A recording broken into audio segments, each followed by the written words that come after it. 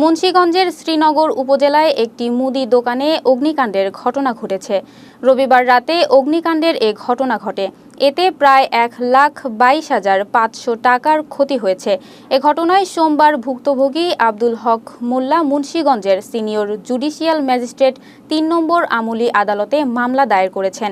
ভুক্তভোগী আব্দুল হক জানান, পূর্ব শত্রুতার কারণে হাতারপাড়া এলাকার মৃত মোকসেদ মোল্লার ছেলে বাদল মোল্লা, জুয়েল মোল্লা, সোহেল মোল্লা, জাহাঙ্গীর মোল্লা ও আরও কয়েকজন অজ্ঞাত ব্যক্তি মিলে রবিবার রাতে তার মুদি দোকানে আগুন লাগিয়ে মালামাল পুড়িয়ে ফেলেছে।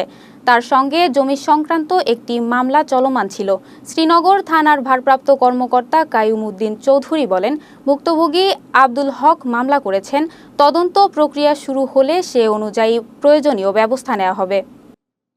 এরা মানুষজন আইনে আর এরা লোক আসিল, এই দোকান ভাঙচুর করছে বাদে ভাঙচুর করছে বাদল মোল্লা, সোহাগ মোল্লা, জাহাঙ্গীর মোল্লা, জুয়েল মোল্লা, আলামিন মোল্লা, সুয়েল মোল্লা এরা করছে। বাদল মোল্লা, তারপর সোহাগ মোল্লা, জাহাঙ্গীর মোল্লা, আরো জুয়েল মোল্লা, সোহেল মোল্লা আর কি এরা জায়গা লইয়া আর কি ভাঙার পরে যে নোটিশ দিছে জায়গা ছাড়তে হইব, এরা দখল করবো, দখল করে ক্লাব বানাইবো।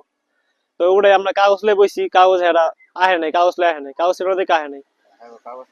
কত লোক কাগজ উড়াইয়া জোড়াইবো, কাগজ নাই করে জোড়াইবো, দখল আইবো এই। আর আজকে যেরকম রাইতে আগুন দিছে, মানে এরা ছাড়া তো আর রাইতে আগুন দিছে, এরা ছাড়া তো আর এটা কেউ করে নাই। কারণ জাহাঙ্গীর মোল্লা এটা বিএমপি ক্লাব এখানে বসাতে চাইতেছে। হেরা বলতাছে বিএমপি বাচ্চাদের, ছেলে পেলেদের যে বলতাছে যে তোমাদের আমি এখানে ক্লাব, এখানে তোমাদের আমি ক্লাব বানাইতে দিব, আমার এই জায়গাটা দখল তোমরা আইনা দাও, তোমরা সবাই দখল আইনা দাও তো ক্লাব বানাই দিব। তো বিএমপি ছেলেরা এর আগে আব্বুর সাথে আর কি অনেক ই করছে, পরে হেরা যেমন নির্বিষ না থাক, যেখানে ক্লাব আছে